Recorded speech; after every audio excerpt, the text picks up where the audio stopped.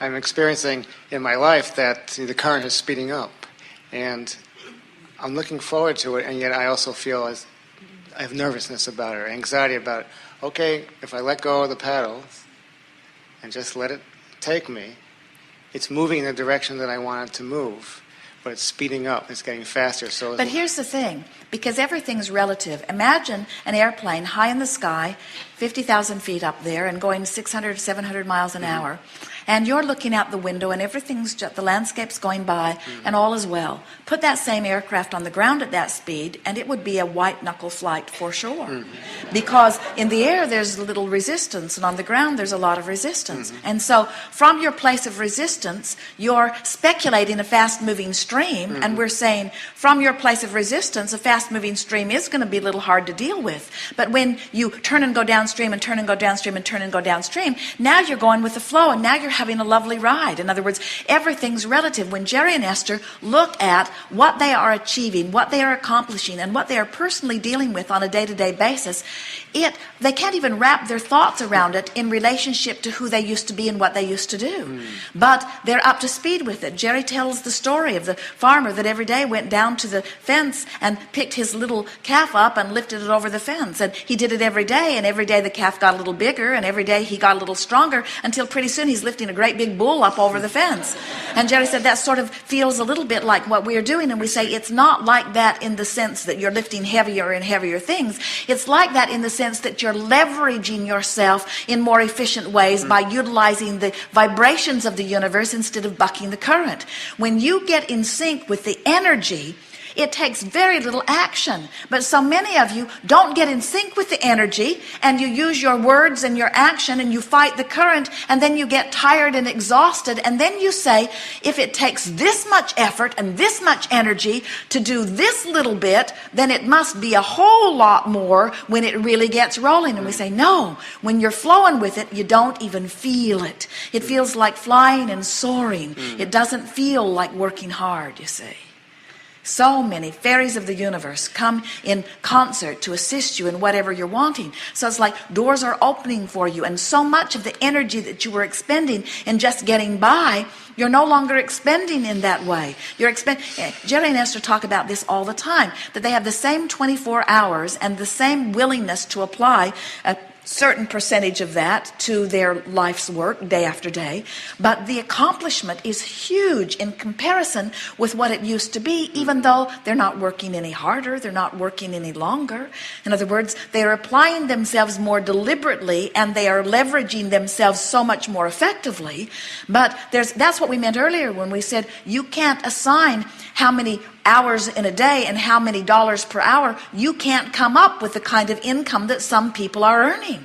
There are billionaires on your planet that you cannot sort it out in terms of hours and time and energy. There has to be something else that's involved in it, and what it is alignment with their own dreams, you see. So again, we're going to ask you to talk to us about dollars. Make it real. In other words, what kind of thing do you say about dollars as you move through the day? Not theoretical, not analytical, not analogies. Talk to us about the nitty-gritty of money in your life. Money comes and money goes. Money in and money out. Now, how does that feel? Money in and money out. Money in and money out. Are you saying money in and money out? Or are you saying money in and money out? How do you mean that? Pretty much I say money in, money out. It's like breathing.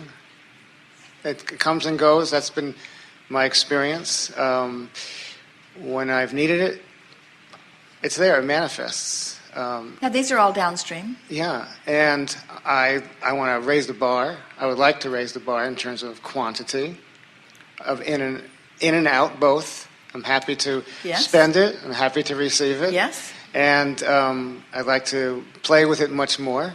Yeah. All right, now that was your first upstream comment. Okay. In other words, money in, money out, and I can see how it could expand, and how in the same way that this money comes and goes, that a little more money could come and go. I can feel that, but I would like a lot more money to come. Did you feel resistance in that at all, even a twinge of it? If not, then just keep talking, because if there is resistance in it, the more you talk, the more it will show up. Okay. And if it isn't there, then it won't. Okay. So what do you mean more money? More of it available to me more often. More. Is it starting to feel more upstream? More of it available to me, meaning it's not available now, more often. You see what we're getting at? So now turn those thoughts downstream as best you can.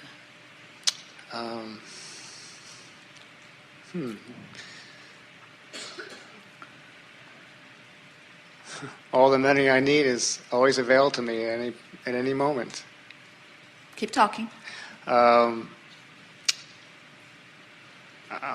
I've often had the experience of not knowing where it was going to come from, and there it was. Exactly. Money can come in surprising ways. That's And been the true. more relaxed I've been about it, the more easily it comes. And so I sort of get the idea of relaxing and allowing it to come. Absolutely. And I can feel that I have set some stuff into vibrational escrow, so I can feel that the call of money is stronger than it's ever been before. In fact, because it's stronger than it's ever been before, I'm feeling my resistance to it more. And so my willingness to say I have enough is not quite as willing, because I've been saying more and more I don't have as much as I want. Yes. And that's not a bad statement. That's a clarifying statement. I'm just recognizing that I'm wanting to let more in. And I know that my life has caused me to ask for more than I'm letting in. So I realize it's not about asking for more. I've already done that. It's about finding ways to let more of it in. And I've heard Abraham and others say that appreciation lets money in more than criticism. Yes. And so I am appreciative of the money that comes. Talk to us about how your money comes and how you feel about that. How my money comes now? It's well, it comes because it exists. I stopped working, and I've made certain decisions. My life has gone a big change. I'm moving. I'm moving out of the country. Actually, I sold my house, so I have some money from selling the house, and so that's how the money has come recently. And I don't know where it's going to come next time in the future, and I trust that it will. And so you see, that's where your bugaboo is, because what you're feeling is, you're saying, well, I performed action, and I amassed money, and I purchased property, which I now am selling, and now the sale of the property is giving me some revenue, but there is an ending to that.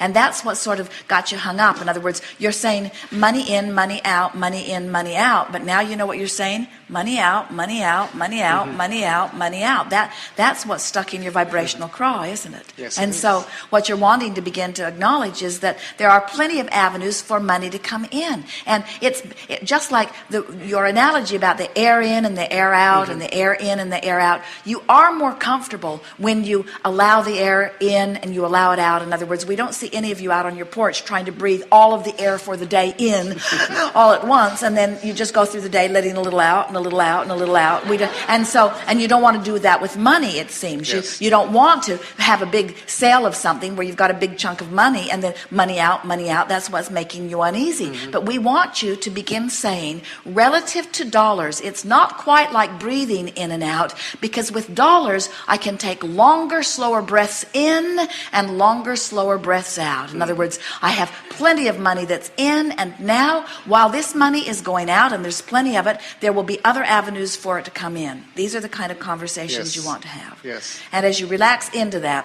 it is our promise to you that all of the money that you will ever want will always flow to you. You will reach the place, and not very far from now, where the money will flow in faster than you have time for it to flow out. In other words, it's going to start piling up on you. We're not kidding you. And as it begins to pile up on you, you're going to have to stretch your ability to let it out. And we encourage that you do that, because it is as much out of balance for you to let it out faster than you let it in as it is for you to let it in faster than you let it out. Did you hear that? In other words, you're wanting this balance, so why not begin the process of mentally letting it out even before you physically let it in?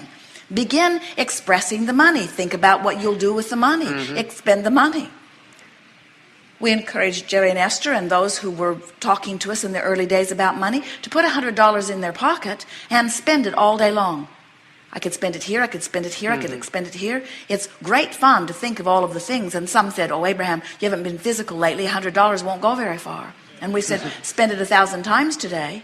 And you've spent $100,000, and that goes a long way in getting the juices flowing in your financial vibration, you see. You're doing fine. Yes. Good. Thank you. Yes, indeed.